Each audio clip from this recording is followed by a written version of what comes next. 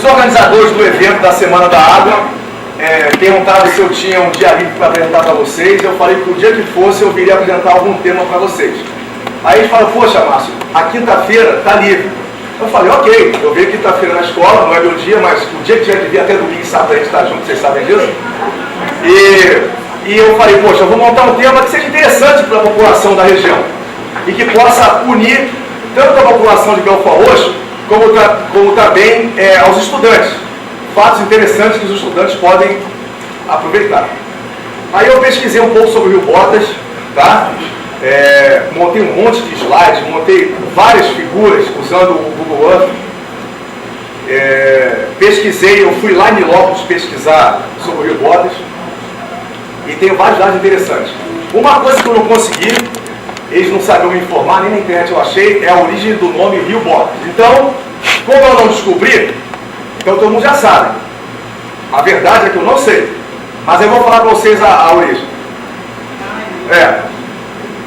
No século XVIII, século XVII, que ainda tinha escravidão, então os senhores de engenho, né, os capatazes, eles usavam botas.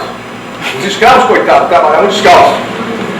Então o que eles faziam? No momento que gastavam muito as botas e as roupas, eles davam para os escravos jogarem fora ou vestirem. Só que, poxa, os escravos tinham o pé desse tamanho, de pessoas fortes. E aí as botas dos capatazes, dos senhores de engenho, não davam, nos seus feudados não davam neles. Então eles jogavam tudo no rio. Então o rio ficou cheio de bota, virou Rio Botas. Não é nada, cara, eu não falei que eu não sabia a origem, eu estou dando aqui coisa. Então só vem perguntar qual é a origem do nome Rio Botas, eu não sei, mas aí digam que é essa que pelo menos dá para ir. Então a consciência do Rio Botas é isso. Bom, então agora sim, agora é sério, tudo que eu passar para vocês é verdade, foi estudado, tá? Então vamos falar, isso aí, escreva mesmo, é importante, sobre o Rio Botas. Repare que até o slide da abertura, aquele peixinho lá, que vocês imaginam esse peixinho nadando, está apoiando morto, aí é com você, né? Então, por favor. Para a gente falar sobre como funciona o rio, o que é o rio, eu preciso falar um pouquinho sobre o ciclo da água.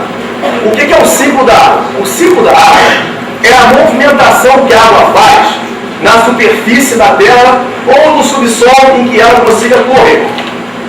Nós temos água na terra, mas que está dissociada, então não é mais água, em hidrogênio, H+, e oxigênio, O-.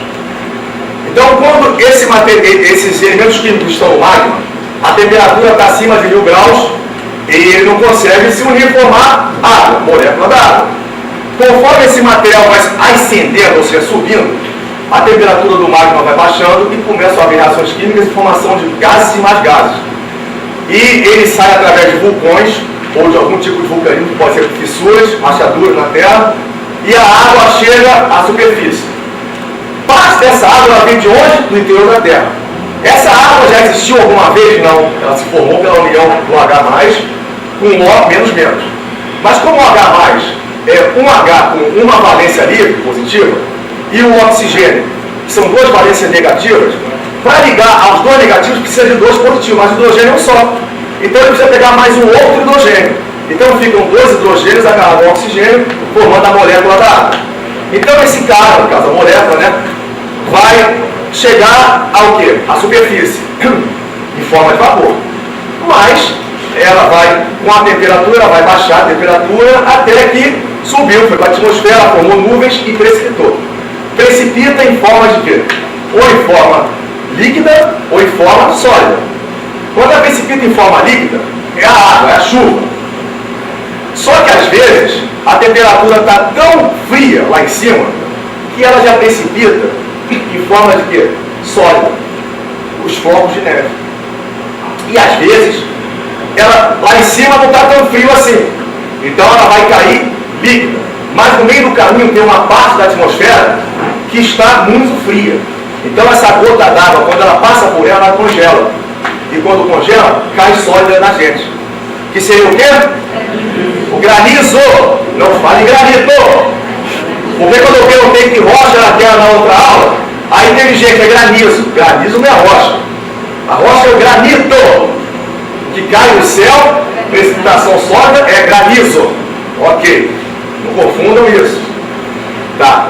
Então, a água pode cair em forma de neve, em forma de granizo, em forma de chuva, ou o orvalho. Chega de manhã, vocês não costumam ver, não choveu, mas só que as folhinhas e a grama estão úmidas, né, cheia de gotículas. O orvalho. Então a água chegou à superfície. O que acontece com ela? Ela tende a ou infiltrar, ok? Ou acumular num lago, ou cair no mar, ou ela correr pela superfície. Quando ela corre pela superfície, ela vai formar o quê? Não. Vai formar primeiro um escoamento superficial que chama-se de runoff.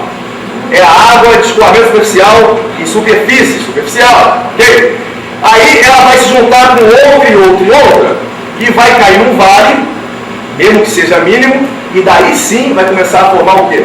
Os ribeirões e depois os rios. E a nascente? A nascente é a água que infiltrou no subsolo. Então a nascente. A nascente é a água que choveu, a água infiltra, só que a gravidade faz com que a água o quê? Desça. Então, sempre eu falo nas minhas aulas, pega um copo com areia e joga água. O que acontece com a água? Vai descer e acumular no fundo, porque a gravidade faz com que a água desça e passe por entre os espaços dos grãos de areia. Mesma coisa acontece então no subsolo. A água desce, ele é aerado, ou seja, cheio de ar entre os grãos, vai descendo e chega num lugar que não dá para descer mais, vai acumulando. E fica o quê? Todos esses espaços, esses poros, ficam cheios de água. E aí quando o cara cava um poço, se ele fizer um poço aqui, ele não vai achar água. Por quê? Porque a água de chuva desceu e está acumulada aqui embaixo. Quando ele tem que cavar um poço, aquela embaixo para pegar água. E quando esse terreno aqui não é plano, lá no fundo, ele é inclinado, essa camada que é impermeável, a água escorre e vai sair numa encosta. Vai gerar o quê? As nascentes. Então esses rios nascem justamente nas nascentes. Ok? Então são os olhos d'água. A água infiltrou, atingiu uma camada impermeável. Se essa camada foi inclinada lá embaixo, a superfície está aqui. Ó. A água infiltra, chega aqui. Se ela for plana, vai acumulando água, e vai ter o que aqui? Um lençol freático. Às vezes, se a quantidade de água for muito grande, que tu pode explorar para uso e até vender, vai virar um aquífero. Mas se ela for inclinada, ela tende o quê? Aí descendo pelo subsolo, e aí suponhamos que aqui é uma elevação. A camada está aqui inclinada lá embaixo. Choveu, ela vai tender a escorrer, vai chegar aqui, vai chegar onde? Na encosta. E aí ela vai aflorar. Nasceu uma água.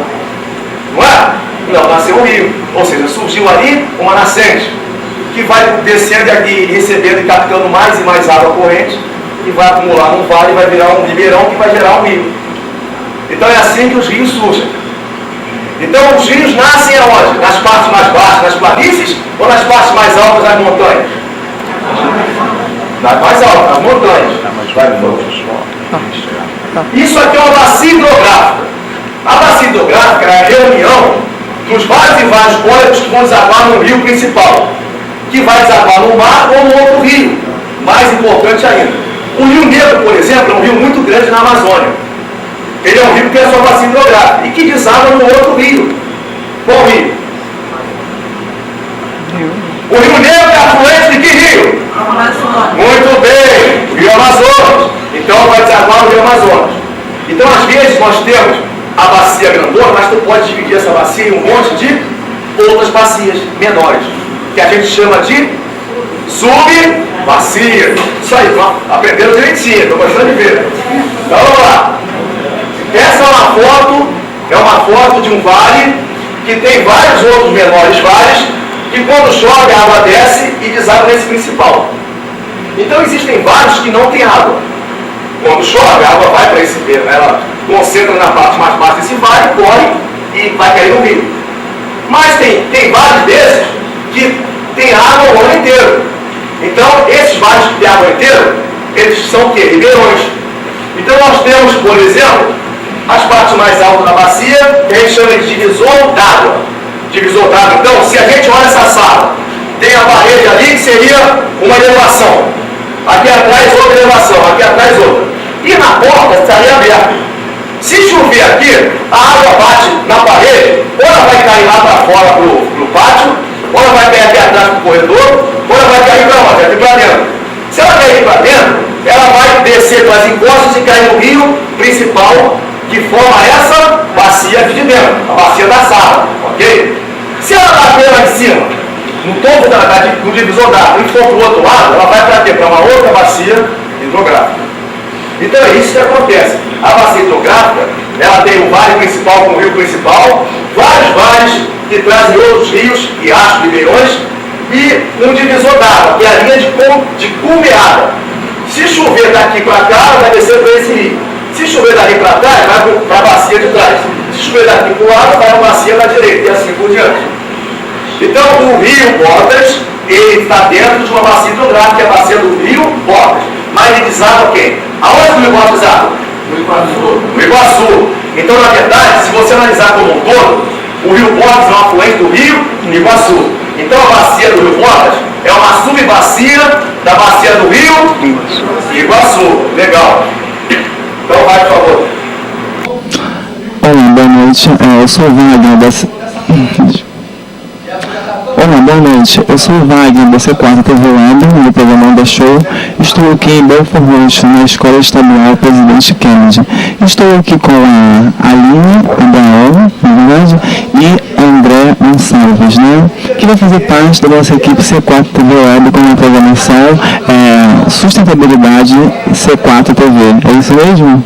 Então, o programa deles, né, vão estrear em maio, né? Está previsto para maio, né? E vai falar sobre meio ambiente, né?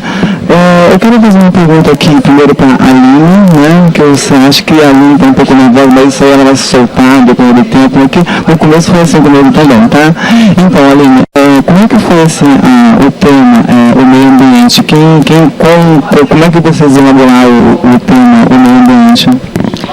No caso, porque eu sou bióloga, por formação, e o nosso amigo André é técnico em meio ambiente, e surgiu essa oportunidade de falar sobre essa área que realmente precisa ser divulgada, e nós procuramos um nome que fosse bem compatível ao mercado, que as pessoas pudessem ter uma noção do que é a sustentabilidade. É o que nós vamos estar falando no nosso programa.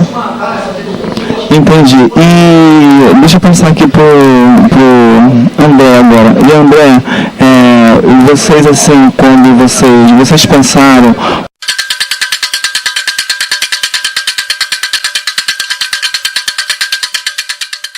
Ajaguna bawao, ajaguna, ajaguna bawao, ajaguna. Filho da afinada Ianitinha, ou Babalorixá, além do Oxalá, tem uma mensagem para você.